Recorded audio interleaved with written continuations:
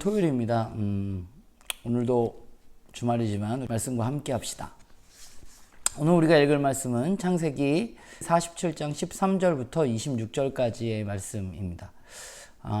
야곱의 이야기 가운데 오늘 이야기는 요셉의 어떤 기근에 대한 정책에 대한 이야기가 삽입되어져 있는 부분이 바로 오늘 본문인데요.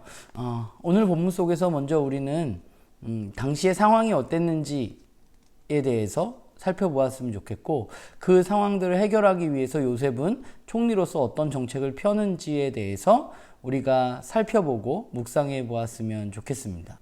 그리고 또 한 가지는요, 그 요셉의 정책으로 인해서 나타난 결과들은 어떤 것인지 우리가 살펴보고, 그것에 대해서 사람들은 어떻게 생각했는지 우리가 좀 살펴보고 묵상해 보았으면 좋겠습니다.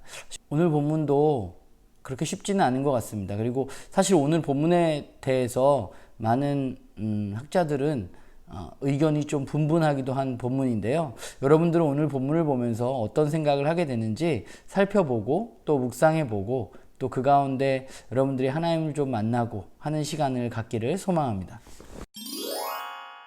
네, 야곱이 요셉을 만나고 또 바로를 만나고 이제 고센 땅에 정착을 하게 되는데, 그 야곱의 이야기 가운데에 오늘 본문이 끼어져 있는 이야기가 오늘 본문이란 생각을 하게 돼요.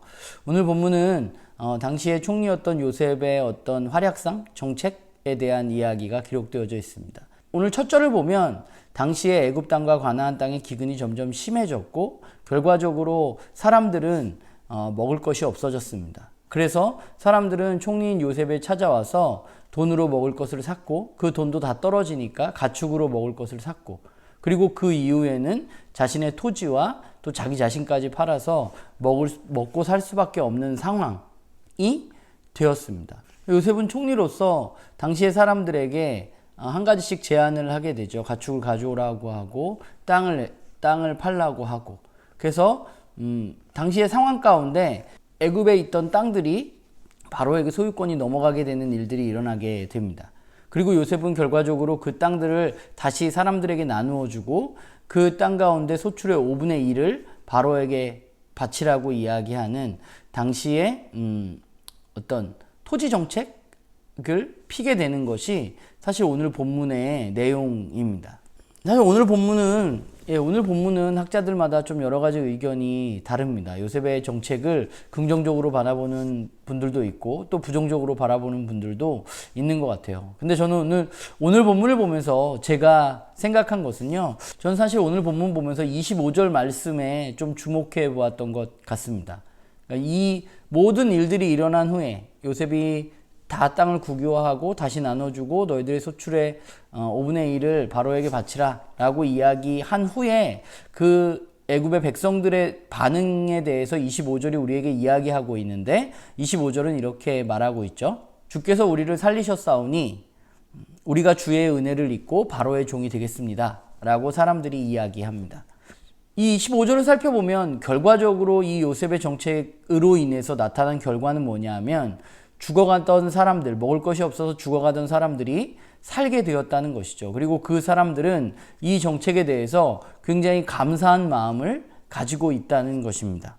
그리고 또 하나는 오늘 우리가 읽은 본문이 결국은 하나님이 바로에게 꿈을 꾸게 하고 요셉이 그 바로의 꿈을 해석하게 되는데, 그 바로의 꿈의 해석에 대한 결과들로 사실 오늘 본문이 기록되어져 있는 것이죠. 하나님은 바로가 꿈을 꾸었을 때 요셉이 바로에게 뭐라고 얘기했냐면, 하나님이 당신에게 이런 일이 일어날 것을 보이시려고 꿈을 꾸게 했다고 이야기했고, 요셉은 지혜로운 사람을 통해서 이 문제들을 해결하기 위해서 노력해야 한다고 이야기했습니다. 그리고 결국 바로는 요셉을 총리로 지명하게 되었고, 요셉은 지혜롭게 이 문제들을 해결해 나가고 있는 것이죠. 그래서 결과적으로 죽을 수밖에 없는 사람들이 살게 된 것입니다.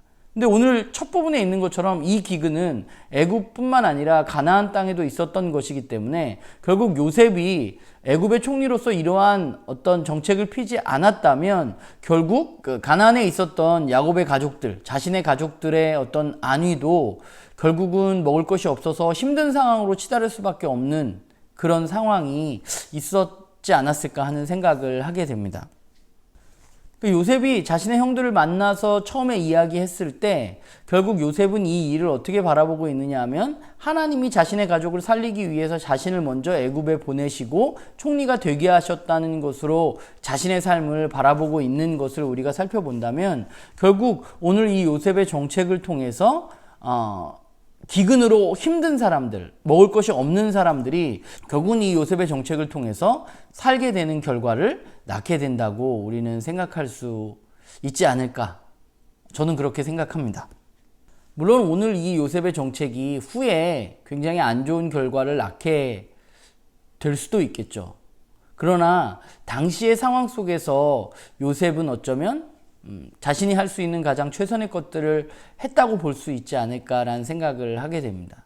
오늘 본문을 살펴보면서 제가 느낀 것은 결국 하나님은 하나님의 뜻을 바로의 꿈을 통해서 보여주셨고 결국 요셉은 그 하나님의 뜻을 알고 그 하나님의 뜻에 따라서 죽을 수밖에 없는 사람들을 살리는 일에 집중해서 그 일들을 해나간 것이 아닌가라는 생각을 하게 됩니다. 결국 우리들도 해야 할 일은 무엇인가라는 생각을 해보게 됐을 때 결국 우리들도 하나님의 뜻이 무엇인지 우리가 올바로 분별하고 그 하나님의 뜻이 이 땅 가운데 이루어질 수 있도록 우리는 올바르게 그 일들을 해나갈 수 있도록 이 땅 가운데 최선을 다하는 삶을 살아야 하는 것이 아닌가라는 생각을 하게 됩니다. 저도 마찬가지고 교회도 마찬가지인 것 같아요. 그러니까 우리가 해야 할 일은 하나님의 뜻을 분별해서 그 하나님의 뜻이 이루어질 수 있도록 내 삶 가운데 여러 가지 일들을 해나가는 것입니다. 거기에 여러 가지 시스템이 있을 수도 있고 정책이 있을 수도 있고 어떤 제도가 있을 수도 있겠죠. 근데 그 제도의 한계라는 것은 분명하지만 그러나 우리가 기억해야 할 것은 제도에 집중하는 것이 아니라 하나님의 뜻이 무엇인지에 집중해서 그 하나님의 뜻을 우리가 온전히 풀어내는 삶을 살아가는 것이 결국 제가 살아가야 할 삶이 아닌가라는 생각을 하게 됩니다. 바라기는 오늘 본문을 읽으면서 여러분들 또 어떤 묵상을 하셨는지 모르겠지만 우리가 사람을 살리고 하나님의 뜻을 분별하는 일에 최선을 다하고 그 하나님의 뜻을 실현하는 일에 최선을 다하는 저와 여러분이 되기를 소망합니다.